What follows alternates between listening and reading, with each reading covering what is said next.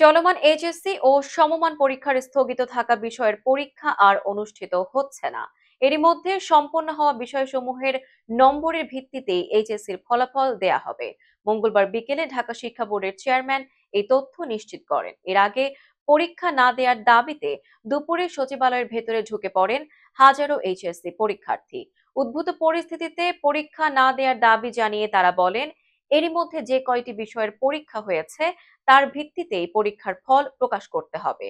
কারণ হিসেবে আন্দোলনে অনেক পরীক্ষার্থী আহত হওয়া এবং পড়াশোনাতেও ক্ষতি হওয়ার কথা উল্লেখ করেন তারা। এই অবস্থায় শিক্ষার্থীদের একটি প্রতিনিধি দল বিকেলে বৈষম্য বিরোধী ছাত্র আন্দোলনের সমন্বয়ক হাসনাত আব্দুল্লাহর নেতৃত্বে শিক্ষা মন্ত্রণালয়ের সিনিয়র সচিব শেখ আব্দুর রশিদের সঙ্গে বৈঠকে বসেন।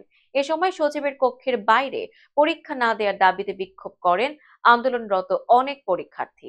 উল্লেখ্য, চলতি বছরের এইচএসসি ও সমমান পরীক্ষা শুরু হয় গত ৩০ জুন থেকে। এরপর ১লা জুলাই থেকে চাকরিতে কোটা সংস্কার আন্দোলন শুরু হলেও এর মধ্যেই ঢাকা বোর্ডের ৭টি পরীক্ষা সহ বিভিন্ন বোর্ডের বেশ কয়েকটি পরীক্ষা সম্পন্ন হয়। কিন্তু কোটা সংস্কার আন্দোলন ক্রমেই তীব্র হয়ে ওঠায় উদ্ভূত পরিস্থিতিতে কয়েক দফায় এইচএসসি ও সমমানের পরীক্ষা স্থগিত করা হয়, কয়েক ধাপে পরীক্ষা পেছানো হয়। সবশেষ শিক্ষা উপদেষ্টা ওয়াহিদউদ্দিন মাহমুদের সভাপতিত্বে মঙ্গলবার সকালে সচিবালয়ে এক জরুরি সভায় ১১ সেপ্টেম্বর থেকে পরীক্ষা আরো ২ সপ্তাহ পেছানোর সিদ্ধান্ত নেওয়া হয়। এছাড়া ১০০ নম্বরের প্রশ্ন থেকে ৫০ নম্বরের উত্তর দেওয়ার মাধ্যমে অর্থাৎ অর্ধেক প্রশ্নোত্তরে বাকি বিষয়গুলোর পরীক্ষা নেওয়ার সিদ্ধান্ত হয়।